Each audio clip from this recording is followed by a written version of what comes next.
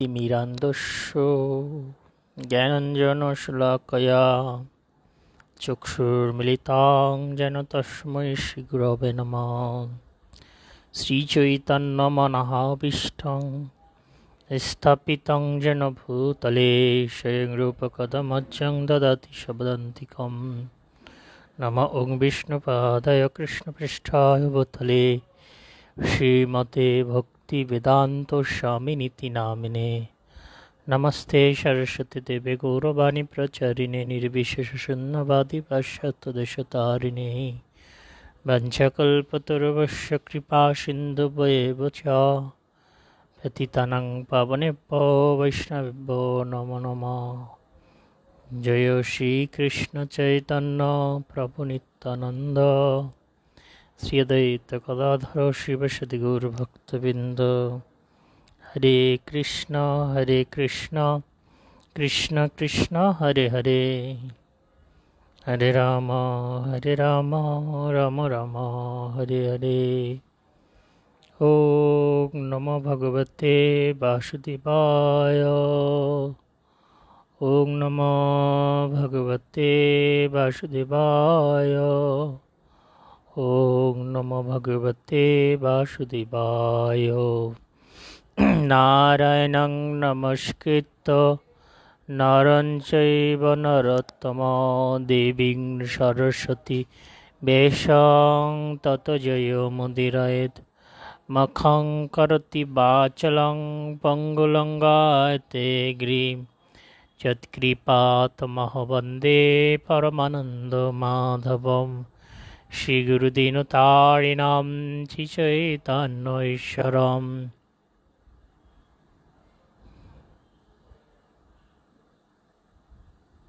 হরে কৃষ্ণ।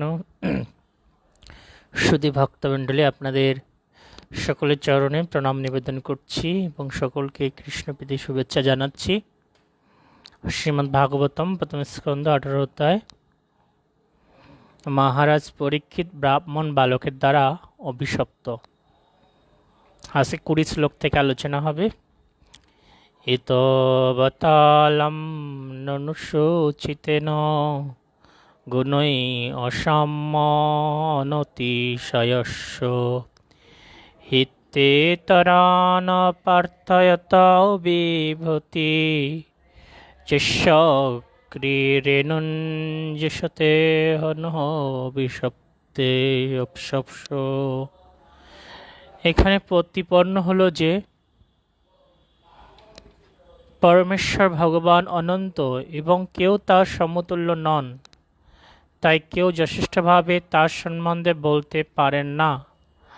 মহান দেবতারা অনেক প্রার্থনা করেও লক্ষ্মী দেবীর কৃপা লাভ করতে পারেন না। সেই লক্ষ্মী দেবী ভগবানের শ্রী পাদপদ্মে সেবা করেন, যদিও ভগবান এই প্রকার সেবার আকাঙ্ক্ষী নন। তো এখানে এই শ্লোকটাতে পরমেশ্বর ভগবানের ভাগবতটাকে বর্ণনা করা হয়েছে যে কেউ ভগবানের সমতুল্য নন বা ভগবানের থেকে ঊর্ধ্ব নয়। সকলে আমরা ভগবানের শ্রী পাদপদ্মের দাসের অনুদাস। আমাদের পরিচয় হচ্ছে আমরা হচ্ছে ক্ষুদ্রাতি ক্ষুদ্র অংশ। তো এখানে আরো বর্ণনা করা হয়েছে যে মহান দেবতারাও তারা অনেক প্রার্থনা করে লক্ষ্মী দেবীর কৃপা পর্যন্ত লাভ করতে পারেন না। সেই লক্ষ্মী দেবী ভগবানের শ্রী পাদপদ্মের সেবা করেন, যদিও ভগবান এ প্রকার সেবার আকাঙ্ক্ষী নন। যে অনেক দেবতারা আছেন যারা লক্ষ্মী দেবীর কৃপা পাওয়ার চেষ্টা করেন, অনেক চেষ্টা করেন নানাভাবে, কিন্তু সেই লক্ষ্মী দেবী কী করেন? সেই লক্ষ্মী দেবী তিনি স্বয়ং ভগবানের শ্রী পাদপদ্মের সেবার করেন, যদিও ভগবান তিনি সেবা আকাঙ্ক্ষা করেন না, কেননা ভগবান হচ্ছেন আত্মারাম, তিনি নিজে নিজেই সন্তুষ্ট।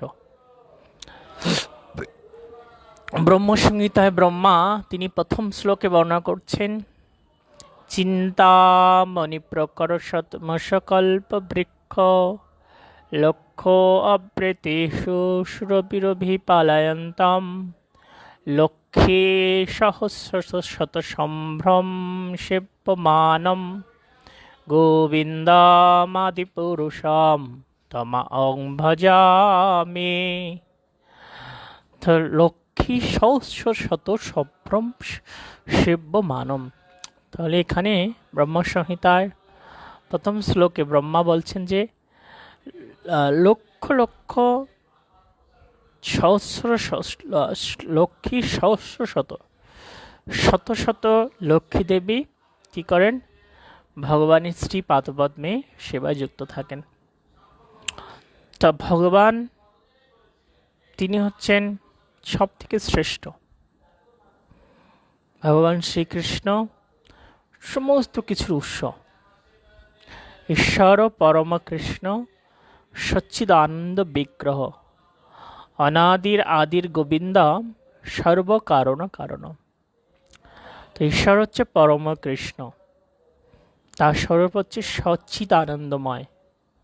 এবং তিনি কেমন? তিনি হচ্ছেন অনাদিরও আদি গোবিন্দ। এই নারদ মুনি একবার ব্রহ্মার কাছে এসেছেন, তো এসে দেখছেন যে ব্রহ্মা তপস্যা করছেন। তো সাধারণত সকলে জানেন যে ব্রহ্মাই হচ্ছেন সৃষ্টিকর্তা, তিনিই ভগবান। তো নারদমণি ব্রহ্মার পুত্র। নারদমণি এসে ব্রহ্মাকে প্রণাম নিবেদন করে বলেছেন, হে পিতৃদেব, আমি জানি যে আপনি হচ্ছেন ভগবান, কিন্তু আপনি আপনি যদি ভগবান হন তা আমি দেখছি আপনি কারো তপস্যা করছেন, কারো আরাধনা করছেন।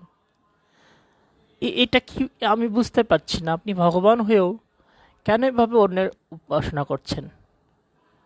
তখন ব্রহ্মা বলছেন যে হে নারদ, তুমি যথার্থভাবে উপলব্ধি করেছ, প্রকৃতপক্ষে আমি ভগবান নয়, আমি ভগবানের সৃষ্ট বস্তুকে পুনরায় রূপ দান করছি। ভগবান সব কিছু সৃষ্টি করেছেন, আমি কি করছি, নতুন করে সেটাকে রূপ দান করছি। তো নারদ মুনিকে তখন ব্রহ্মা বললেন যে হে নারদ, যতক্ষণ পর্যন্ত না কেউ এটা উপলব্ধি না করতে পারে ততক্ষণ তাকে আমি এটা জানাই না। তো তুমি তোমার ভক্তির প্রভাবে ভগবানের স্বরূপকে বুঝতে পারার শক্তি অর্জন করেছ। তো ব্রহ্মা তিনি শিক্ষা দিলেন নারদ মুনিকে যে যার হৃদয়ে ভক্তি আছে তিনি কেবল ভগবানকে জানতে পারেন। ভগবদ গীতাও ভগবান শ্রীকৃষ্ণ বলছেন, ভক্তা মাম অভিজানেতে যাবান যশস্মী তত্ত্বত। একমাত্র ভক্তির মাধ্যমে আমার ভক্ত আমাকে জানতে পারে। তো এখানে আমরা সে বর্ণনা পাচ্ছি যে বলা হয়েছে যে পরমেশ্বর ভগবানের থেকে শ্রেষ্ঠ কেউ নেই।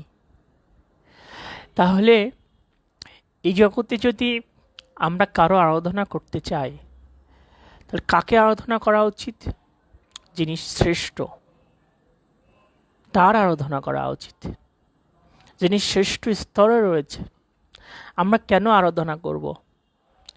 আরাধনার উদ্দেশ্য হচ্ছে যে আমরা এটা বদ্ধ দশায় রয়েছি, আমরা দুঃখময় পরিবেশে আছি। ভগবদ গীতায় বলা হয়েছে দুঃখলয় আশ্বাস্যতম। তো এই দুঃখ থেকে, এই বদ্ধ দশা থেকে মুক্ত হওয়ার জন্য এবং নিত্য আনন্দ লাভ করার জন্যই আমরা আরাধনা করব। তাহলে কার আরাধনা করতে হবে? যিনি শ্রেষ্ঠ তাকে আরাধনা করতে হবে। দেখুন, যেমন বাংলাদেশে প্রধানমন্ত্রী তিনি সুপ্রিম পার্সোনালিটি, সর্বোচ্চ শক্তির অধিকারী। তো তাকে যদি সরাসরি তার কাছে যাওয়া যায় বা তার কাছে কিছু দাবি জানানোর সুযোগ থাকে, তাহলে কি প্রয়োজন আছে একটা এমপির কাছে যাওয়া, তার ধর্ণা ধরার? তো এভাবে ভগবত মানে বৈদিক শাস্ত্রে বলা হয়েছে যে যেহেতু সরাসরি ভগবানের আরাধনা করার সুযোগ আছে, তাহলে ভগবানের যে সহযোগী যে শক্তিগুলো আছে যেমন দেব দেবী, তো তাদের আর আলাদা করে আরাধনা করে সময় নষ্ট করার প্রয়োজন নেই। তো এর অর্থ এই নয় যে ভগবত ভক্ত দেবদেবীদেরকে উপেক্ষা করবে না, ভগবত ভক্ত দেবদেবীদেরকে যথার্থ সম্মান প্রদান করবেন। কিন্তু এই যে অনেক আড়ম্বর করে পূজা করার প্রয়োজন নেই, কেননা অনেক দেবতা আছে, কোটি কোটি দেবতা। তো আমি একটা দেবতাকে ডাকতে গিয়ে আরেকটা দেবতা অখুশি হবে। চন্দ্রের পূজা করলাম, সূর্য খেপে যাবে, শনির পূজা করলাম, রবি খেপে যাবে। কিন্তু যদি কৃষ্ণের আরাধনা করি তাহলে কেউ আর অসন্তুষ্ট হতে পারবে না। 21 শ্লোক। ব্রহ্মা যার পদনখ নিঃসৃত সলিল সংগ্রহ করে অর্ঘ্যস্বরূপ তা মহাদেবকে নিবেদন করেন গঙ্গারূপে, এবং যা মহাদেব সহ সমগ্র জগৎকে পবিত্র করছেন, এই জগতে সেই মুকুন্দ ভিন্ন অন্য কে ভগবৎ শব্দবাচ্য হতে পারেন? তো ব্রহ্মা ভগবানের শ্রী পদপদ্ম থেকে সেই সলিল সংগ্রহ করে অর্ঘ্যরূপে শিবকে দিয়েছিলেন। মানে সেই ভগবানের পদধৌত জল এটা সংগ্রহ করে তিনি দেবাদিদেব মহাদেবকে দিয়েছিলেন। ব্রহ্মার পুত্র শিব, তো ব্রহ্মা মহাদেবকে দিয়েছেন, আর মহাদেব সহ সমগ্র জগৎ সেই ভগবানের পদনিঃসৃত সেই জলের মাধ্যমে পবিত্র হয়। তাহলে ভগবানের পদনিঃসৃত জল যদি এত পবিত্র হয়, যেটা গ্রহণ করে শিব ব্রহ্মা পর্যন্ত পবিত্র হতে পারে, তাহলে স্বয়ং ভগবান তিনি কত পবিত্র, তাই না? যে যার শ্রীচরণের জল এত পবিত্র হতে পারে, এত শুদ্ধ হতে পারে, যাতে অবগাহন করলে সমস্ত পাপ চলে যায়। কিন্তু সেই স্বয়ং ভগবানের যদি আরাধনা করা হয়, এবং স্বয়ং ভগবান তিনি কত শুদ্ধ এবং কত শক্তিশালী, তো আমাদের প্রত্যেকের সেই সুযোগ আছে স্বয়ং ভগবান ব্রজেশ তনয় তৎধাম বৃন্দাবন, সেই ভগবান শ্রীকৃষ্ণের সেবা করার। তো শিল প্রভুপাদ তিনি এখানে বলছেন যে মূর্খ লোকেরা মনে করে যে বৈদিক শাস্ত্রে বহু ঈশ্বরবাদ প্রতিপন্ন হয়েছে, তাদের সেই ধারণা ভ্রান্ত। ভগবান হচ্ছেন এক এবং অদ্বিতীয়, কিন্তু তিনি বহু রূপে নিজেকে প্রকাশ করেন, সে কথা বেদে প্রতিপন্ন করা হয়েছে। ভগবানের এই প্রকার বিস্তার অসংখ্য, কিন্তু তাদের মধ্যে কেউ জীবেরা ভগবানের অংশের মতো শক্তিশালী নন, এবং তাই ভগবানের বিস্তার দুভাগে হয়। ব্রহ্মা হচ্ছে জীবতত্ত্ব, আর শিব হচ্ছে ভগবান এবং জীবের মাধ্যম স্বরূপ। অর্থাৎ ব্রহ্মা এবং শিব আদি মুখ্য দেবতারা এবং জীবের মধ্যবর্তী মাধ্যম স্বরূপ। অর্থাৎ ব্রহ্মা এবং শিব আদি মুখ্য দেবতারাও ভগবানের সমকক্ষ বা ভগবানের থেকে বড় নন। লক্ষ্মীদেব এবং ব্রহ্মা ও শিবের মতো সর্বশক্তিমান দেবতারাও বিষ্ণু বা শ্রীকৃষ্ণের আরাধনা করেন। তাই মুকুন্দের থেকে শক্তিশালী এবং পরমেশ্বর ভগবানের পদবাচ্য আর কেউ হতে পারে না। তাহলে বুঝতে পারা গিয়েছে যে পরমেশ্বর ভগবান তিনি এক এবং অদ্বিতীয়, কিন্তু তিনি নিজেকে বহু রূপে বিস্তার করতে পারেন। ভগবানের সেই শক্তি রয়েছে। যেমন ভগবান শ্রীকৃষ্ণ সেই দ্বারকায় যখন লীলা করেছিলেন, তার 16,108 জন মহিষী ছিলেন, তো তিনি নিজেকে 16,108 রূপে বিস্তৃত করেছিলেন। ভগবান শ্রীকৃষ্ণ যখন রাসলীলা করেছিলেন, তখন তিনি নিজেকে সেই 3 কোটি গোপীর সাথে যখন তিনি নৃত্য করেছিলেন, তো নিজেকে সেইভাবে বিস্তৃত করেছিলেন। যখন নবলক্ষ ধেনু এবং সেই কৃষ্ণের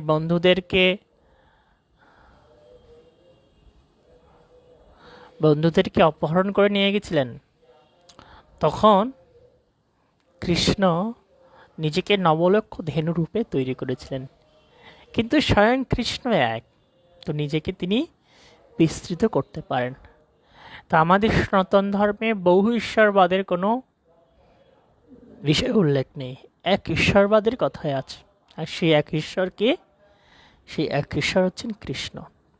দেখুন, মহাপ্রভু স্বয়ং ভগবান, কিন্তু তিনি নিজেকে ভগবান বলে দাবি করেননি। তিনি কাকে ভগবান বলেছিলেন? কৃষ্ণকে।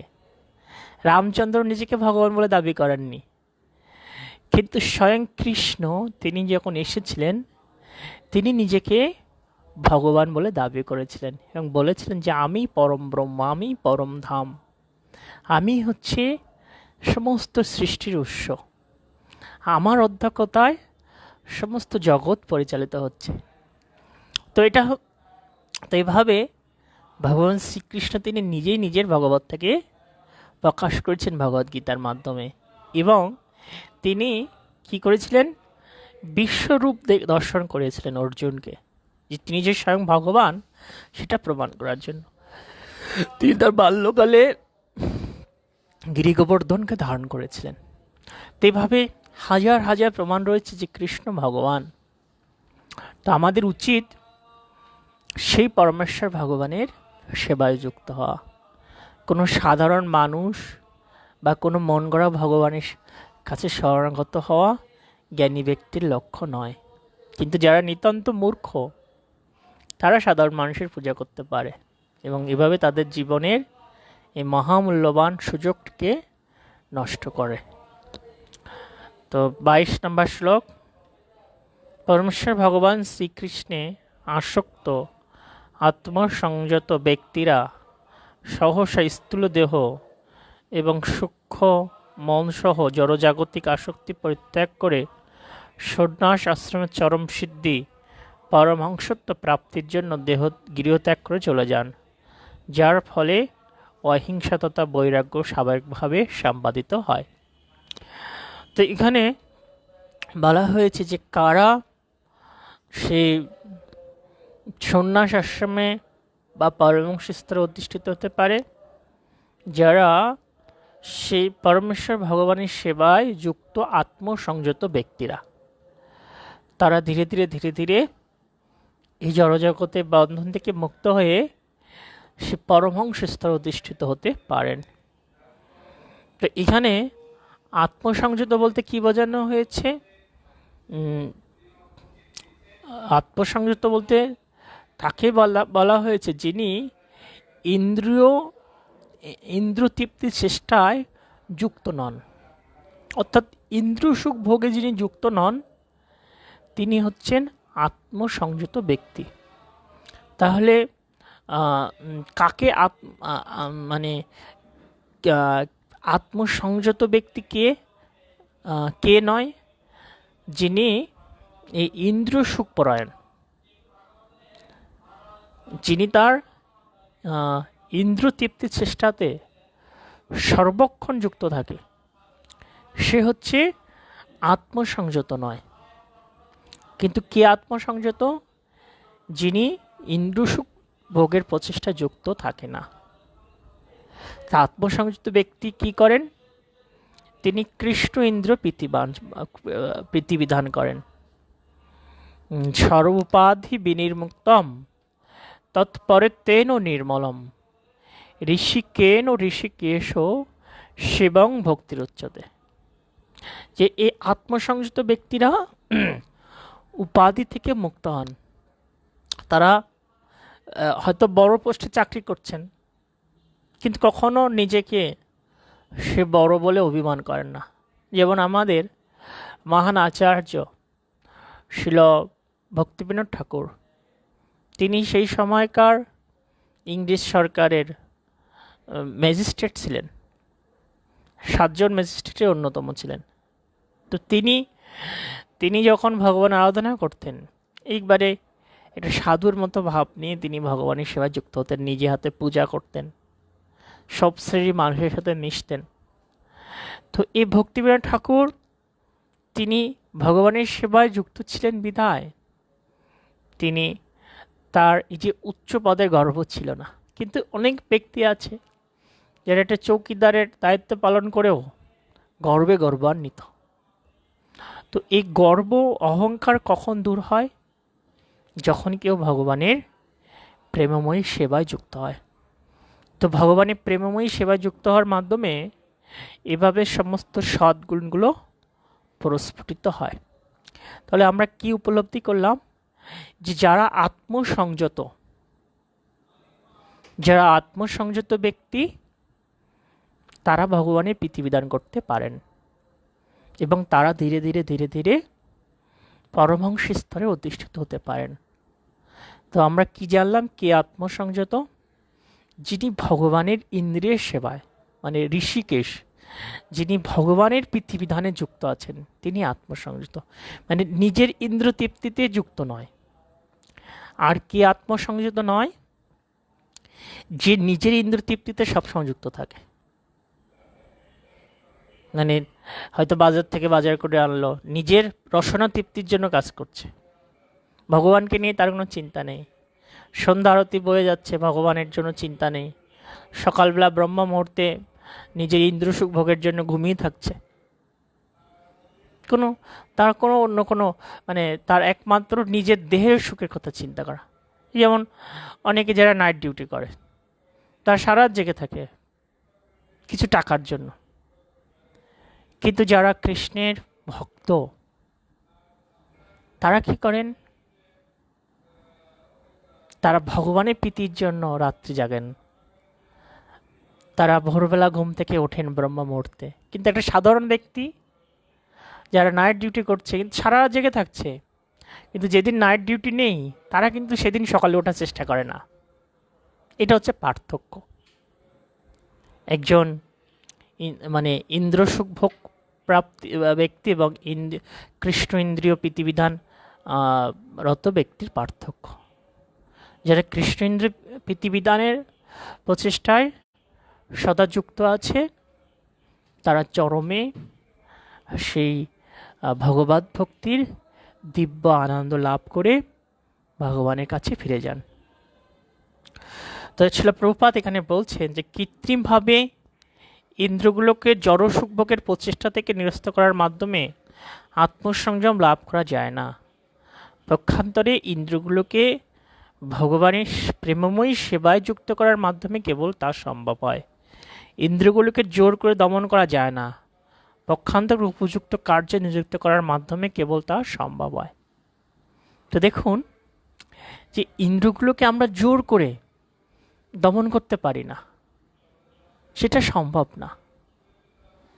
কিন্তু যখন আমরা ইন্দ্রিয়গুলো অধীশ্বর কৃষ্ণের সেবায় যুক্ত করি, তখন আমাদের ইন্দ্রিয়গুলো সংযত হয়। তখন যেমন একটা সাপ ওর যখন বিষটাকে ঝেড়ে ফেলা হয়, বিষ দাঁত কেটে দেওয়া হয়, তখন ওই সাপ থেকে আর ভয় পাওয়ার সুযোগ থাকে না। যতই বিষাক্ত সাপ হোক না কেন, যখন ওর বিষ দাঁত ভেঙে দেওয়া হয়, তখন ওই সাপ থেকে আর কোনো ভয় থাকে না। ঠিক আমাদের ইন্দ্রিয়গুলির বিষময় প্রভাব যখন যখন দূর করা হয়, তখন আর আমাদের ইন্দ্রিয়গুলো থেকে ভয় পাওয়ার কোনো অবকাশ থাকে না। যখন যারা পরমহংস স্তরে অধিষ্ঠিত হয়েছেন, অথবা যারা মুক্ত জীব, অথবা যারা শুদ্ধ ভক্ত, তিনটে এক স্তরের, তাঁরা এই ইন্দ্রিয় বেগের মাধ্যমে ওনারা কুলসিত হন না, ওনারা পতিত হন না। কেননা ওনাদের ইন্দ্রিয়গুলোর যে বিষময় প্রভাব, এটা তাদেরকে তাদেরকে প্রভাবিত করে না। কেন প্রভাবিত করে না? তারা এই ইন্দ্রগুলো ভগবানের প্রেমময়ী সেবায় যুক্ত করেছেন। যেমন হাত দিয়ে তারা কি করছে? ভগবানের মন্দির মার্জন করছেন, ভগবানের শ্রী অঙ্গে শ্রীপাদফুল তুলসী দান দিচ্ছেন, ভগবানের মস্তকে চন্দন অর্পণ করছেন, হাত দিয়ে ভগবানের সেবা করছেন। চোখ দিয়ে ভগবানের অপরূপ রূপমাধুর্য দর্শন করছেন, ধাম দর্শন করছেন, ভক্তের সুন্দর দর্শন করছেন। জিহ্বা দিয়ে কি করছেন? ভগবানের দিব্য নাম কীর্তন করছেন, ভগবানের অপ্রাকৃত মহাপ্রসাদ গ্রহণ করছেন। কিন্তু এটা হচ্ছে ইন্দ্রগুলোকে জয় করার প্রকৃত উপায়। কিন্তু কৃত্রিম উপায় কি? কৃত্রিমভাবে মানে প্রকৃতপক্ষে ইন্দ্রকে জয় করা যায় না। কৃত্রিমতা মানে কি? যে যারা ইন্দ্রগুলোকে ভগবানের সেবায় যুক্ত করে না, কিন্তু মনে করে আমি ইন্দ্রগুলোকে জয় করেছি। যেমন চোখ দিয়ে ভগবত ভক্তরা ভগবানের উপমদ দর্শন করে, কিন্তু যারা ভগবত ভক্ত নয় সে চোখ দিয়ে কি করে? হয়তো কোনো নগ্ন দৃশ্য দর্শন করে, কোনো সিনেমায় যাচ্ছে, কোনো কুলসিত জায়গায় যাচ্ছে। যেমন হাত দিয়ে ভগবত ভক্ত ভগবানের সেবা করছেন, কিন্তু যিনি যিনি শুদ্ধ ভক্ত নয় তিনি হাত দিয়ে জীব হত্যা করছে, তাই না? অনেক কুকর্ম করছে। জিহ্বা দিয়ে ভক্তরা ভগবানের মহাপ্রসাদ গ্রহণ করছে, আর সাধারণ মানুষ কি করছে? এই জিহ্বা দিয়ে সেই পশু মাংস গ্রহণ করছে, রক্ত গ্রহণ করছে। এটা হচ্ছে ডিফারেন্স। তো কৃত্রিমভাবে কখনো আমাদের ইন্দ্রগুলোকে আমরা জয় করতে পারবো না। আর ইন্দ্রগুলোকে যতদিন আমরা জয় করতে না পারবো ততদিন এই ইন্দ্রগুলোর বিষময় প্রভাব আমাদেরকে পতিত করবে। তাই আমাদের কি করতে হবে? ইন্দ্রগুলোর অধীশ্বর ভগবানের সেবা যুক্ত করতে হবে। যখন আমরা ইন্দ্রগুলোর অধীশ্বর ভগবানের সেবায় যুক্ত করব, তখন আমাদের ভিতরে সেই সদ্গুণাবলীগুলোর বিকশিত হবে। শিল প্রভুপাদ বলছেন, তখন স্বাভাবিকভাবে সমস্ত সদ্গুণের দ্বারা তিনি বিভূষিত হবেন। যেমন নিরভিমান, নিরহংকার, অহিংসা, ধৈর্য, সরলতা, শ্রদ্ধাশীলতা, পূজা, ভক্তি এবং নিষ্ঠা। এই যে সব থেকে শ্রেষ্ঠ গুণ, এই গুণগুলো তখন প্রকাশিত হবে। তখন তার কোনো অভিমান থাকবে না, কোনো অহংকার ভাব থাকবে না, কোনো জীবের প্রতি হিংসা ভাব থাকবে না। সবসময় তিনি ধৈর্যশীল থাকবেন, তার ভিতর সরল ভাব থাকবে। তিনি অত্যন্ত সরল জীবনযাপন করবেন যখন কারো সেই হৃদয় ভগবত ভক্তি জাগ্রত হবে। তো শিল প্রভুপাদ এখানে বলছেন যে বৈরাগ্যের প্রকৃত অর্থ হলো যে জড়া প্রকৃতির উপর নির্ভর না করে সম্পূর্ণভাবে ভগবানের কৃপার উপর নির্ভরশীল হওয়া। তো আমাদের ভগবানের মানে কৃষ্ণপ্রেম লাভ করার জন্য বৈরাগ্য অনুশীলন করতে হবে, বৈরাগ্যময় জীবন। তো প্রকৃত বৈরাগ্যময় জীবন কোনটা? প্রকৃত বৈরাগ্যময় জীবন হচ্ছে ভগবানের উপর নির্ভরশীল হয়ে থাকা। যেমন আগে মনে ঋষিরা, ওনারা বনে যে থাকতেন, ওনাদের কাছে কোনো অর্থ ছিল না, অর্থ নিয়ে যেতেন না, কিন্তু ওনাদের জীবনের যা কিছু প্রয়োজন ভগবান সরবরাহ করতেন। যেমন আমাদের শিল প্রভুপাদ, তিনি আমেরিকা গিয়েছিলেন, তার কাছে কোনো অর্থ ছিল না, মাত্র 36 রুপি ছিল, কিন্তু তিনি আজকে সারা বিশ্বে তিনি তার মাত্র 10 বছরে 108 মন্দির প্রতিষ্ঠা করেছিলেন। তো তার কোনো অর্থ ছিল না, কিন্তু তিনি সমস্ত কিছু পেয়েছেন। সমগ্র বিশ্ব তিনি 14 বার পরিভ্রমণ করেছিলেন তার জীবদ্দশায়। তাহলে এত অর্থ, এত কিছু কে তাকে দিয়েছেন আর কিভাবে তিনি পেয়েছেন? যেহেতু তিনি ভগবানের চরণ শরণাগত ছিলেন, তাই ভগবান স্বয়ং তাকে এগুলো দান করেছেন কারো না কারো মাধ্যমে।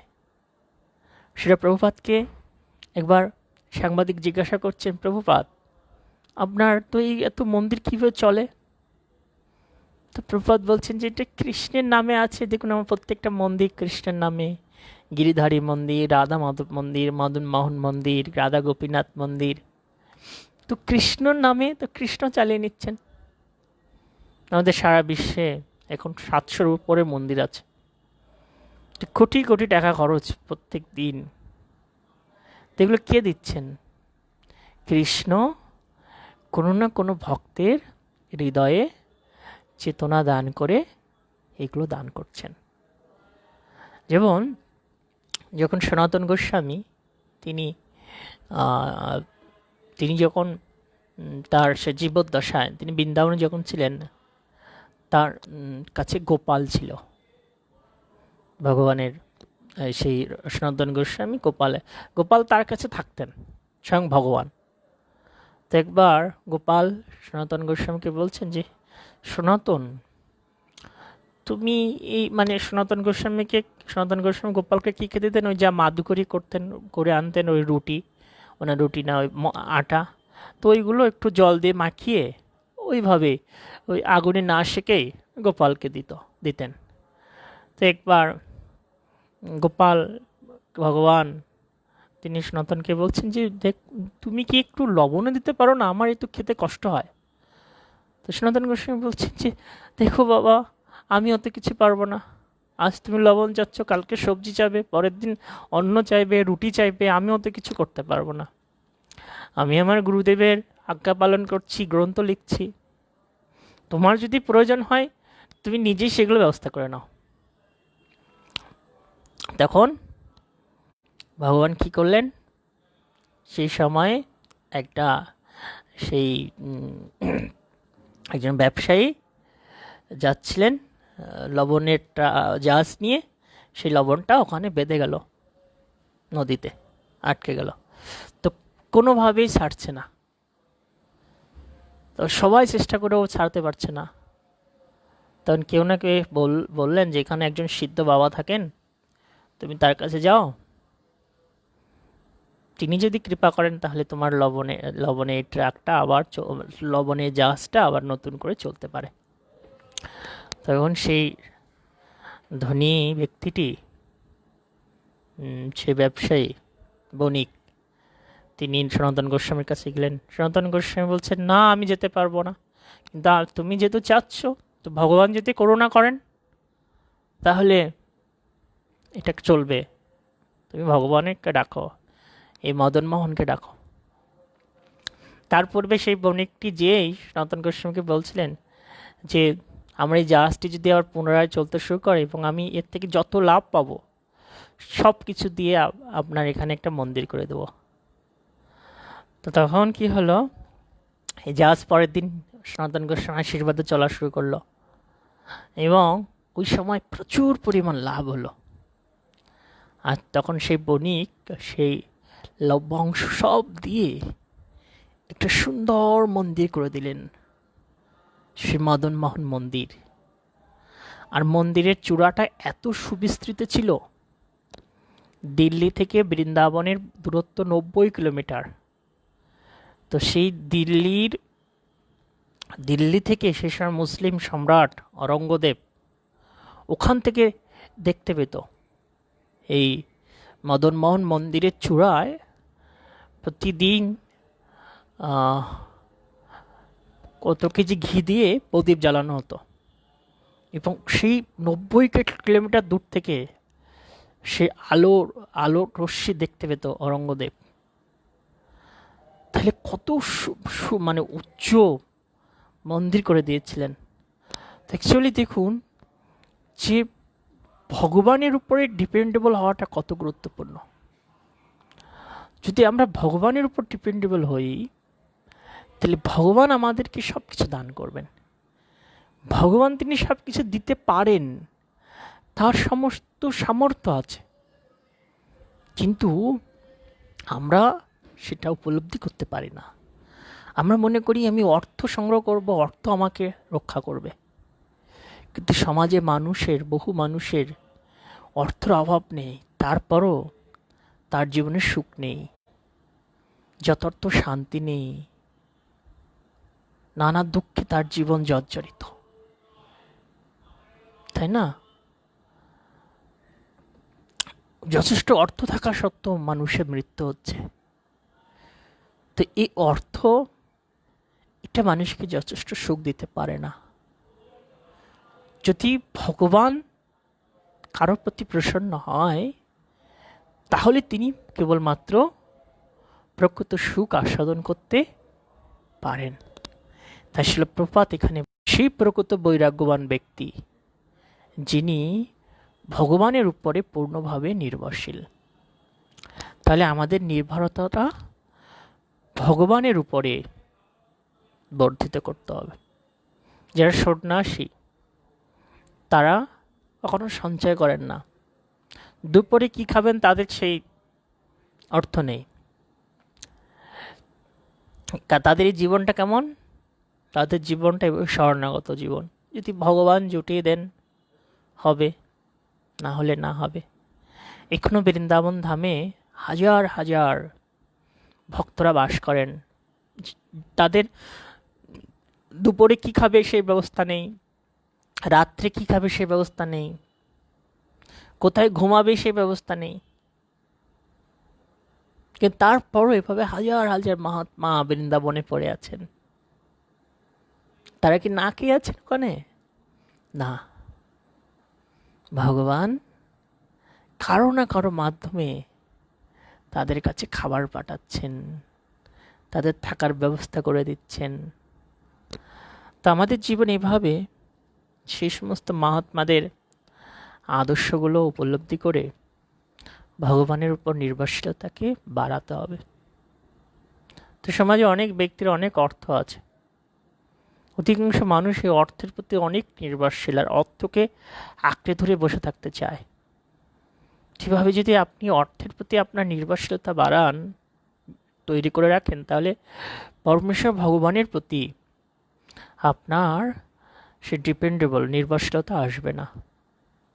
তো এক্ষেত্রে আপনার কর্তব্য হচ্ছে আপনার আয়ের কমপক্ষে 10 ভাগ সম্পদ এই কৃষ্ণ ভাবনা কৃষ্ণ ভাবনা অমৃত প্রচারের জন্য দান করা। যখন এভাবে আপনি দান করবেন কৃষ্ণ ভাবনামৃত প্রচারের জন্য, তখন আপনার অর্থের প্রতি আসক্তিটা দেখবেন আস্তে আস্তে আস্তে আস্তে কমে যাচ্ছে। কয়েক মাস চেষ্টা করে দেখুন, কৃষ্ণ ভাবনা প্রচারে যথেষ্ট পরিমাণ দান করুন, দেখবেন যে আপনি কত আনন্দ অনুভব করছেন। সনাতন গোস্বামী, রূপ গোস্বামী, আমাদের আচার্যগণ সেই শিক্ষা দিয়েছেন। তো দেখুন, যারা আশ্রমে থাকে বা যারা সন্ন্যাসী, তারা কিন্তু তাদের ফুল লাইফটাই কৃষ্ণকে দিয়েছেন। তো আপনি গৃহে আছেন, বিশেষ করে যারা গৃহে থাকেন, তিনি চাইলেই ক্ষুদ্র কিছু অর্থ ভগবানকে দিতে পারেন। এভাবে দিয়ে তিনি ভগবানের প্রতি তার দায়িত্ব পালন করতে পারেন। এভাবে তিনি ধীরে ধীরে এই গৃহের বন্ধন থেকে মুক্ত হতে পারেন। কিন্তু যদি কেউ না দেয়, দেখবেন যে সমস্ত ব্যক্তিরা দান করে না, তারা খুব অহংকারী, তারা খুব আত্মকেন্দ্রিক, তারা খুব হিংসুটে, তারা খুব কঠোর হৃদয় অধিকারী, তাদের ভিতরে শ্রদ্ধা ভাব নেই, কাউকে সম্মান করে না। কিন্তু এখানে শিলা প্রভুপাদ যে গুণগুলো উল্লেখ করেছেন, এটা তাদেরই আছে যারা ভগবানের চরণে শরণাগত মহাত্মা। এরপরে 23 শ্লোক যে অনুবাদ: হে সূর্য সদৃশ্য দীপ্তিমান ঋষিগণ, শ্রী বিষ্ণুর অপ্রাকৃত লীলা আমি আমার জ্ঞান অনুসারে যথাসাধ্য বর্ণনা করার চেষ্টা করব। পাখিরা যেমন তাদের শক্তি অনুসারে আকাশে বিচরণ করে, তেমনি পণ্ডিতেরাও তাদের উপলব্ধি অনুসারে ভগবানের লীলা কীর্তন করেন। তো এখানে বলা হয়েছে যে সুত গোস্বামী তিনি শৌনক ঋষিদের বলছেন যে হে ঋষিগণ, আমি আমার জ্ঞান অনুসারে যথাসাধ্য চেষ্টা করব ভগবানের মহিমাকে বর্ণনা করার জন্য। তিনি পাখিদের উদাহরণ দিয়েছেন। একটা পাখি যখন আকাশে ওড়ে, ওর সর্বশক্তি দিয়ে ও তার পাখা মেলে মেলে এগিয়ে যায় সম্মুখ পানে। ঠিক আমিও আমার সমস্ত শক্তি দিয়ে আমি ভগবানের কথা, ভগবানের মহিমা আপনাদের কাছে বর্ণনা করব। তো শিল প্রভুপাদ এখানে বলছেন, প্রকৃতপক্ষে ভগবান কেবল নিজেই নিজেকে বর্ণনা করতে পারেন, আর বিদ্বান ভক্তরা ভগবান তাদের যেমন ক্ষমতা দিয়েছেন সেই ক্ষমতা অনুসারে ভগবানের বর্ণনা করতে পারেন। তাহলে এই যে আসলে প্রভুপাদ যে তাৎপর্য বর্ণনা করেছেন, আসলে আমরা যে ভগবানের কথা বলছি, এটা আমাদের প্রতি ভগবান যতটুকু করুণা করেছেন আমরা ততটুকুই বলার সুযোগ পাচ্ছি। কারণ শিল প্রভুপাদ বলছেন যে প্রকৃতপক্ষে ভগবানই কেবল তার নিজের বর্ণনা নিজে করতে পারেন। তো ভগবান কার মাধ্যমে নিজের মহিমাকে বিস্তৃত করেন? যার শরণাগতি যত বেশি ভগবানের কাছে প্রতি, ভগবান তার দ্বারা তার মহিমা প্রকাশ করেন। যেমন শিল প্রভুপাদকে দিয়ে ভগবান কি করলেন? যে তার মহিমাকে বিস্তৃত করলেন। কারণ শিল প্রভুপাদ সম্পূর্ণভাবে কৃষ্ণের প্রতি আত্মসমর্পিত ছিলেন, সম্পূর্ণভাবে কৃষ্ণকে ভালোবাসতেন। আর যার ফলে শিল প্রভুপাদ তিনি কৃষ্ণের মহিমাকে সমগ্র ভুবনে সুবিস্তৃত করেছেন এই পৃথিবীতে। প্রথম দিকে প্রভুপাদ যখন প্রচার করতে গিয়েছিলেন, তো পাশ্চাত্যবাসী মানে আমেরিকানরা অনেকে প্রভুপাদকে বলছিলেন যে প্রভুপাদ আপনি যে ইংলিশ বলেন আমরা বুঝতে পারছি না, মানে ইন্ডিয়ান ইংলিশ এবং আমেরিকান ইংলিশ অনেক পার্থক্য, ওরা অনেক ঘন বলবে, অনেক প্রনাউন্সিয়েশনে অনেক তফাৎ আছে। তারপরও তারা প্রভুপাদের কথা অনেক কিছু বুঝতে পারতেন না, কিন্তু তারপরও তারা ভক্ত হয়ে গেছেন। এর শুদ্ধ ভক্তের মুখের কথা যখন তাদের কানে প্রবেশ করেছে, যতটুকু বুঝতে পেরেছে, তাতেই তাদের চিত্তবৃত্তি পরিবর্তন হয়েছে এবং তাতে তারা ভগবানের চরণ শরণাগত সুযোগ পেয়েছেন। প্রথমে তারা বুঝতে পারতো না প্রভুপাদের কথা, তারপরে তারা মানে খুব ঐকান্তিক ভাব নিয়ে শিল প্রভুপাদের কথা শুনতেন, বোঝার চেষ্টা করতেন। তো আসলে আমাদের শরণাগতি যত বেশি হবে ভগবানের কাছে, তত আমরা ভগবানের মহিমা প্রচার করতে পারবো। অনেক ভক্তরা আমাদের কাছে বলেন, আমরা বলি যে আপনি একটু প্রচার করুন, তখন তারা বলে যে প্রভু মানুষ আমাদের কথা শোনে না। তো আমি দু একজনকে আবার যে আমার অনেক প্রিয় তাদেরকে আবার সামনাসামনি বলি যে আসলে অ্যাকচুয়ালি আপনার সাধন ভজন ভালো হচ্ছে না বিধায় মানুষ আপনার কথা শুনছে না। আপনার কথা তখনই শুনবে যখন আপনার ভক্তি বেশি থাকবে। আপনার ভক্তির প্রভাবে আপনি মানুষকে আপনার কথা শোনাতে পারবেন।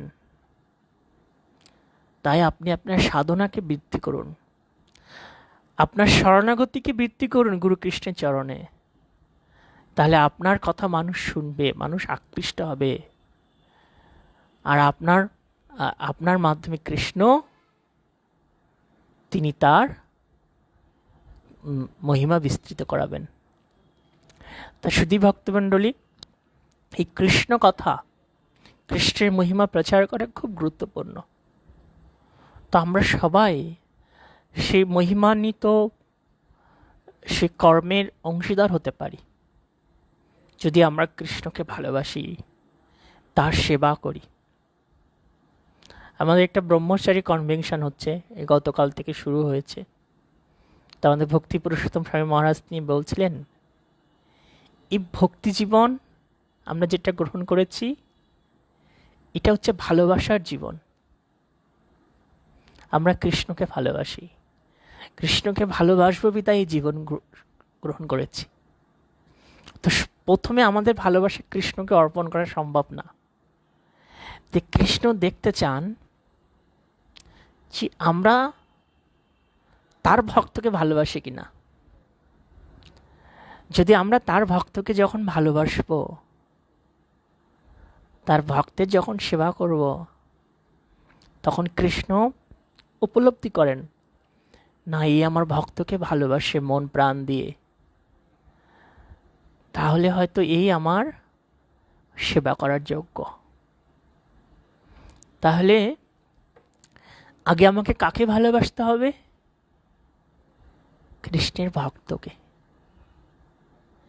সবাই মনে রাখবেন, যারা ভগবত ভক্তি জীবন গ্রহণ করেছেন, এই জীবনটা হচ্ছে ভালোবাসার জীবন। তা আপনি যদি ভক্তকে ভালোবাসতে না পারেন, আপনি যদি জীবকে ভালোবাসতে না পারেন, তাহলে আপনি কৃষ্ণকে ভালোবাসতে পারবেন না। তাই ভালোবাসুন, কাউকে হিংসা করবেন না, কাউকে কষ্ট দেবেন না। ভালোবাসুন, যত ভালোবাসতে পারেন ভালোবাসুন কৃষ্ণ ভক্তকে। আপনার হৃদয়টা এই যত ভালোবাসা দেবেন তত পরিপূর্ণ হবে, তত আপনার জীবন আনন্দে উদ্ভাসিত হবে। কিন্তু আপনি যদি ভালোবাসতে না পারেন, তাহলে আপনি আনন্দ পাবেন না, কৃষ্ণ আপনাকে গ্রহণ করবেন না। তাই আগে আমাদের ভগবত ভক্তকে মন প্রাণ দিয়ে ভালোবাসার চেষ্টা করতে হবে। 24 এবং 25 নম্বর শ্লোকের অনুবাদ এখান থেকে পরীক্ষিত মহারাজের কিভাবে তিনি সে ব্রাহ্মণ বালকের দ্বারা অভিশপ্ত হলেন সেটা বর্ণনা করা হচ্ছে। এক সময় মহারাজ পরীক্ষিত সরাসনের স্বরযাজন করে মৃগার্থে বনে মৃগের অনুসরণ করতে করতে অত্যন্ত ক্লান্ত এবং ক্ষুধা ও পিপাসায় কাতর হয়ে পড়লেন। জলাশয়ের অন্বেষণ করতে করতে তিনি শ্রমিক ঋষির প্রসিদ্ধ আশ্রমে প্রবিষ্ট হলেন এবং দেখলেন যে এক মুনি নয়ন নিমৃত করে প্রশান্তভাবে উপবেশন করে আছেন। তো এভাবে শুরু হচ্ছে পরীক্ষিত মহারাজের সেই কীভাবে তিনি সেই ব্রাহ্মণ বালক দ্বারা অভিশপ্ত হলেন, কিভাবে অভিশপ্ত হলেন। তো পরীক্ষিত মহারাজ হঠাৎ তিনি সেই ক্ষুধা এবং পিপাসা অনুভব করলেন এবং তিনি গেলেন একটা আশ্রমে। তো শ্রীল প্রভুপাদ এখানে বলছেন, ভগবান তার শুদ্ধ ভক্তদের প্রতি এতই কৃপাশীল যে উপযুক্ত সময়ে সেই ভক্তকে তার কাছে নিয়ে যাওয়া আসার জন্য তিনি এক শুভ অবস্থার সৃষ্টি করেন। তো ভগবান শ্রীকৃষ্ণ কি করলেন, যেমন তিনি অর্জুনকে দিয়ে অর্জুনের হৃদয়ে সেই শোকের সঞ্চার করলেন তার আত্মস্বজনের প্রতি। আর এভাবে শোকের সঞ্চার করার ফলে অর্জুন বিষাদগ্রস্ত হলেন এবং ভগবান শ্রীকৃষ্ণ তখন তাকে সে ভগবদ্গীতার দিব্য জ্ঞান দান করলেন। ঠিক সেই একইভাবে ভগবান শ্রীকৃষ্ণ কি করলেন, তিনি পরীক্ষিত মহারাজের হঠাৎ করে ক্ষুধা এবং তৃষ্ণার উদয় করে দিলেন হৃদয়। একদিন পরীক্ষিত মহারাজ ক্ষুধা তৃষ্ণায় কাতর হয়ে বিভিন্ন জায়গায় ছুটছেন, কোথায় জল, কোথায় জল, জল পাবো কোথায়, ক্ষুধা নিবৃত্ত করতে পারবো কোথায়। তাই ওই আশ্রমে প্রবেশ করলেন, শ্রমিক ঋষির আশ্রমে। তো এই যে শুদ্ধ ভক্তদের, পরীক্ষিত মহারাজ আমাদের শুদ্ধ ভক্তদের হঠাৎ ক্ষুধা এবং তৃষ্ণা অনুভূতি, এটা কিন্তু ভগবানের ইচ্ছায়। কেননা ভগবানের কাছে ফিরে যেতে হলে সব রকম জড় আসক্তির সম্পর্ক পরিত্যাগ করতে হয়, এবং কোনো ভক্ত যখন জড় বিষয়ের প্রতি অত্যন্ত মগ্ন হয়ে পড়েন তখন ভগবান তাই বৈরাগ্য উৎপাদনের জন্য এক বিশেষ পরিস্থিতি সৃষ্টি করেন। তো ভগবান শ্রীকৃষ্ণ চেয়েছেন যে এই পরীক্ষিত মহারাজ তিনি রাজ্য থেকে অবসর গ্রহণ করুন। তিনি রাজশাসকেরা পৃথিবীর দায়িত্ব পালন করছেন এবং তিনি চাইলেই সমস্ত দায়িত্ব ছেড়ে দিয়ে তিনি ভগবত ভজনে যুক্ত হতে পারছেন না, ঐকান্তিকভাবে ভগবান আরাধনা করতে পারছেন না। তাই ভগবান শ্রীকৃষ্ণ কি করলেন, তাকে সেই হঠাৎ করে তার হৃদয়ে ক্ষুধা এবং তৃষ্ণার অনুভূতি জাগালেন। আর তখন তিনি কি করলেন, তিনি শ্রমিক ঋষির আশ্রমে উপস্থিত হলেন। তো 26 শ্লোক বলা হচ্ছে, সেই মনির ইন্দ্রিয়, প্রাণ, মন এবং বুদ্ধি সমস্ত জড় বিষয় থেকে প্রত্যাহৃত হয়েছিল এবং তিনি জাগ্রত, স্বপ্ন ও সুষুপ্তি এই ত্রিবিধ অবস্থায় অতীত তুরীয় পথ প্রাপ্ত হয়েছিলেন বলে তিনি ব্রহ্মভূত ও নির্বিকার ছিলেন। তো 3টি স্তর আছে। একটা হচ্ছে জাগ্রত স্তর, যেটা আমরা জেগে থাকি, আর স্বপ্ন, ঘুমে যেমন ঘুমের ঘরে স্বপ্ন দেখি তখন তার প্রাণ মানে জীবন মানে প্রাণ থাকে, ও প্রাণের অনুভব করতে পারে। আর সুষুপ্তি মানে গভীর ঘুম। এই 3টা অবস্থায় জীব থাকে। তো সেই শ্রমিক ঋষি তিনি এতই সেই ভগবানের প্রতি মগ্ন ছিলেন, ধ্যানে সমাধি অবস্থায় ছিলেন। তো এই 3 স্তরেরও তিনি অতীত হয়েছিলেন, ব্রহ্মভূত নির্বিকার অবস্থায় তিনি ছিলেন। তার দেহে কোনো প্রাণের স্পন্দন ছিল না। আর সেই মুনির কাছে তখন রাজা পরীক্ষিত গিয়েছেন। গিয়ে তিনি কি করলেন, সমাধিস্থ সেই মুনির দেহ ইতস্তত বিক্ষিপ্ত জটা ও মৃগ চর্মের দ্বারা আচ্ছাদিত ছিল। তৃষ্ণা রাজার তালু পর্যন্ত বিষ শুষ্ক হয়ে পড়েছিল, তাই তিনি সেই সমাধিস্থ মুনির কাছে জল প্রার্থনা করেছিলেন। রাজা যখন দেখলেন মুনি তাকে তৃণাসন, স্থান, অর্ঘ্য কিছুই প্রদান করলেন না, এমনকি প্রিয় বচনে সম্ভাষণও করলেন না, তখন তিনি নিজেকে অপমানিত মনে করে অত্যন্ত ক্রোধান্বিত হলেন। দেখুন যে এই রাজা, আমরা গত 2 দিন আগে বর্ণনা করলাম যে একটা গাবি এবং বিশ্বকে পদাঘাত করছে বিদায় রাজা কি করলেন, তিনি তীক্ষ্ণ তরোয়াল হাতে সেই কলিকে দণ্ড দিতে উদ্যত হলেন। সেই রাজা তিনি তিনি কি করলেন, তিনি সে সমাধিমগ্ন অবস্থায় থাকা ঋষির কাছে তিনি জল প্রার্থনা করছেন। তো প্রভুপাদ বলছেন এই রাজা তিনি সম্পূর্ণ দৈবক্রমে, দৈবের ইচ্ছায়, ভগবানের ইচ্ছায় এই কাজটি করেছেন। যদি অনেক সাধারণ মানুষ তারা বলে যে পরীক্ষিত মহারাজ কলি কর্তৃক আক্রান্ত হয়েছিল, কিন্তু আসলে কলি পরীক্ষিত মহারাজকে প্রকৃতভাবে আক্রমণ করতে পারেনি। ভগবানের ইচ্ছায় পরীক্ষিত মহারাজ তিনি এভাবে আচরণ করেছেন, মানে কলি আক্রমণ করলে যে ভাব হয় সে ভাব অনুসারে আচরণ করেছেন, কিন্তু প্রকৃতভাবে কলি তাকে আক্রমণ করতে পারেনি। তো কলি আক্রমণ হলে যে ভাব হয় সেটা পরীক্ষিত মহারাজ দেখিয়েছিলেন।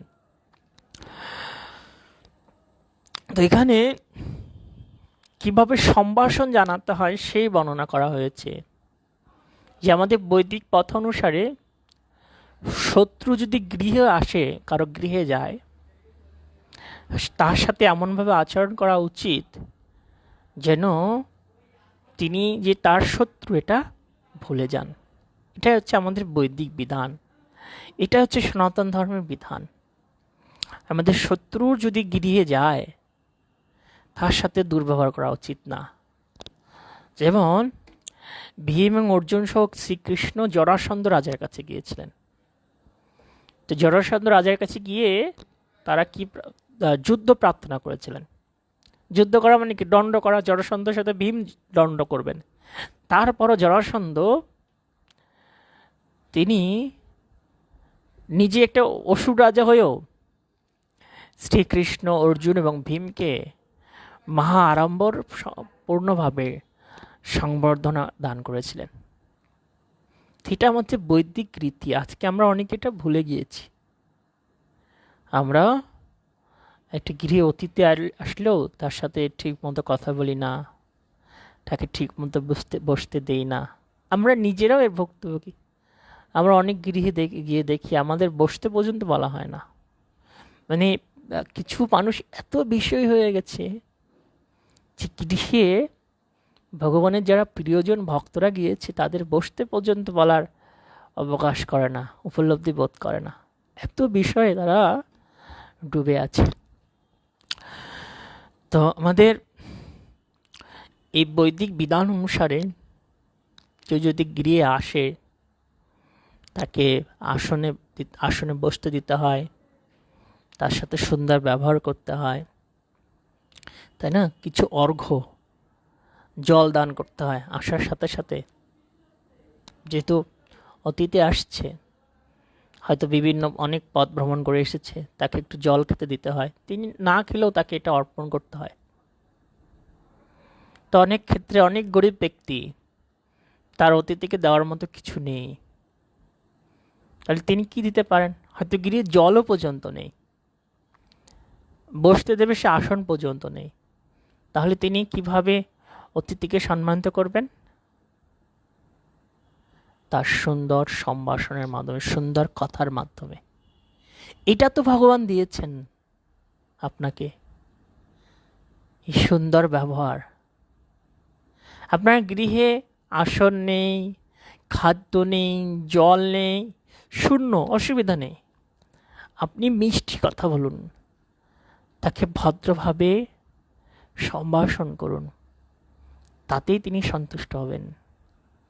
আর কিছু লাগবে না। আপনার গৃহে নেই, আপনি শুধু ভালোভাবে কথা বলুন, তাতেই তিনি আপনার প্রতি গভীর প্রীত হবেন। কিন্তু গৃহে যদি থাকে আসন, কিছু খাদ্য, তাহলে অবশ্যই দেওয়া উচিত। এভাবে আমরা অতিথিকে আপ্যায়ন করতে পারি। 29 শ্লোক। হে ব্রাহ্মণগণ, ক্ষুধার্ত তৃষ্ণার্ত মহারাজ পরীক্ষিত সে ব্রহ্মর্ষির প্রতি ক্রোধ ও মাৎসরতা ছিল সম্পূর্ণ অভূতপূর্ব। পূর্বে রাজা কখনো এরকম আচরণ করেননি। রাজা ক্রোধান্বিত হয়ে গেছে। ঋষির কাছে জল চাচ্ছে, ঋষি তাকে কিছু দিচ্ছে না। কিন্তু দেখুন, রাজা এই পরীক্ষিত মহারাজ কত জ্ঞানী, আর ভগবান তাকে দিয়ে এটা করাচ্ছেন, কারণ তিনি এটা না করলে তিনি রাজ্য থেকে অবসর গ্রহণ করতে পারবেন না। তো আমাদের অনেক ভক্তরা, তাদের ভগবান এভাবে বিভিন্ন সুযোগ করিয়ে দেন তাদেরকে ভগবানের কাছে ফিরিয়ে আনার জন্য। আমাদের ইস্কনে এখনও একজন আচার্য আছেন, সন্ন্যাসী। তার বিবাহ ঠিক হয়েছিল, আমি কাহিনীটা একবার বলেছিলাম, এবং তিনি বিবাহ করতে গিয়েছিলেন। তিনি তখন ব্রাহ্মণ দীক্ষিত ভক্ত।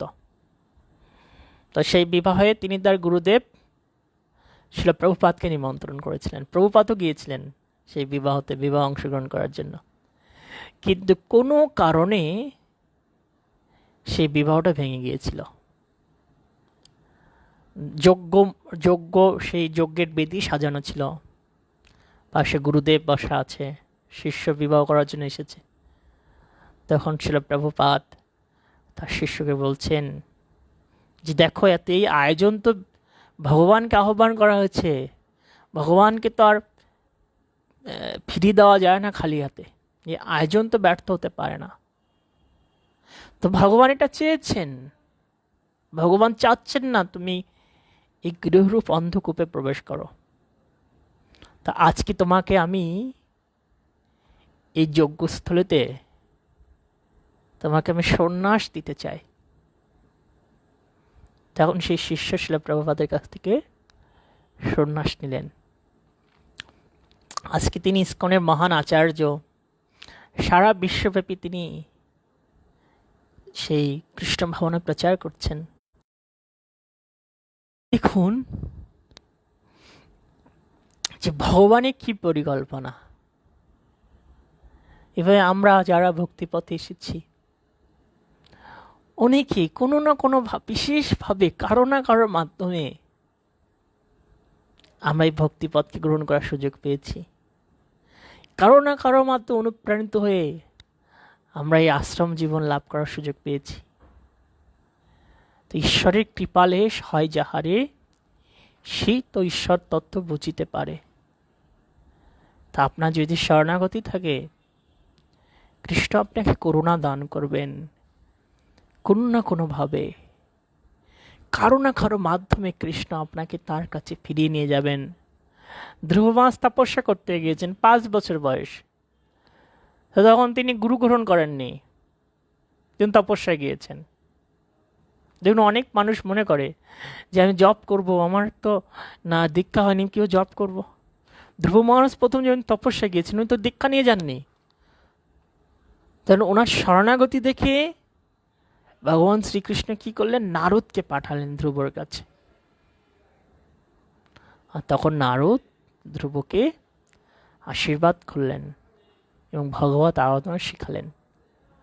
তেভাবে আসলে আমাদের কি প্রয়োজন ভক্তি জীবনে, আমাদের শরণাগতির মাত্রা অনুসারে সৎ গুরুদেব আমাদের হৃদয়ে সেটা সেই জ্ঞান প্রদান করবেন।